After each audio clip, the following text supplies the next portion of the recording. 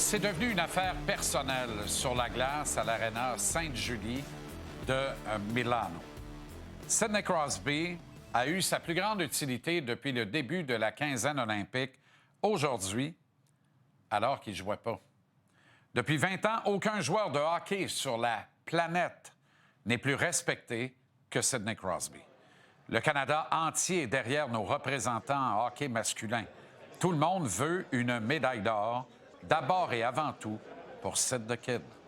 Imaginez maintenant ses grands amis McKinnon et Marchand, son dauphin McDavid, le dauphin de son dauphin Celebrini et toutes les autres stars canadiennes en admiration devant l'empereur et sa légende. Chaque homme de ce vestiaire est prêt à mourir sur la glace afin que la grande carrière de Crosby ne se termine pas en tracksuit puis en béquille. On savait que ça allait être compliqué. Cooper encore plus que vous puis moi. Les Finlandais sont maîtres dans l'art d'éteindre un adversaire et un match à partir de la zone neutre. Les initiés de cette tribune savent combien je suis un croyant de la victoire ou la défaite décidée entre les deux lignes bleues. C'est facile d'analyser un match de hockey et d'en décréter les héros et les zéros en fonction des brillantes manœuvres offensives ou des erreurs bêtes en défensive. Celles-ci trouvent invariablement leur origine dans ce qui se passe ou non d'abord en territoire neutre. Imaginez une Finlande friande de couper l'espace et à qui on retire 3 pieds de longueur à fermer pour anéantir les envolées canadiennes. La difformité de cette glace olympique italienne, sa petitesse en zone neutre sont des avantages nets conférés aux équipes moins talentueuses et par définition plus méthodiques.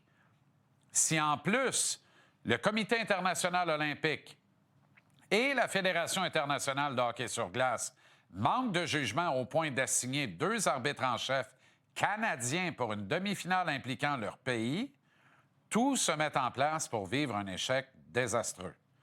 À votre avis, dans quelle posture mentale ont travaillé Dan O'Rourke et Eric Furlatt lors du duel Canada-Finlande ce matin? Moi, j'avance sans peur de me tromper que la dernière chose que ces 2 excellents officiels-là souhaitaient, c'était de s'assurer de ne pas pouvoir être accusés de favoritisme envers l'unifolié. Et dès lors, le travail difficilement équitable, la nature humaine étant ce qu'elle est, ne pouvait faire autrement que commencer. Tellement que les nôtres ont eu à vendre certaines infractions, comme ce que l'on décrit du soccer. Le plus bel exemple, c'est le bâton élevé contre McKinnon qui conduit au but de la victoire avec 2 secondes à écouler au tableau de l'avantage numérique finalement décerné. La reprise en plan large montre clairement McKinnon lever les bras dans les airs, tourner la tête vers Furlatt avant que ce dernier ne se décide au bout de près de 2 secondes à lever le sien, son bras. Lors de la contestation vidéo finlandaise suivant ce même but de McKinnon, heureusement, seuls les juges de ligne, un Américain et un Danois, procédaient à l'analyse des plans de vue. Comprenez-moi bien, là.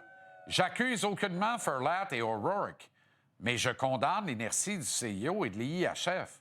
Faut espérer un quatuor totalement indépendant en devoir lors du match de la médaille d'or dimanche. Ou mieux, un arbitre en chef canadien, un Américain, un juge de ligne canadien, un Américain. Une finale nord-américaine jusque dans l'arbitrage. Ça serait parfait. Maintenant, la grande question. Est-ce que Sidney Crosby va être en uniforme lors de ce match ultime? Même sur une patte, il le faut. Et alors, qui sort de l'alignement pour lui faire le 13e siège disponible en attaque? Son ami Marchand doit être à ses côtés.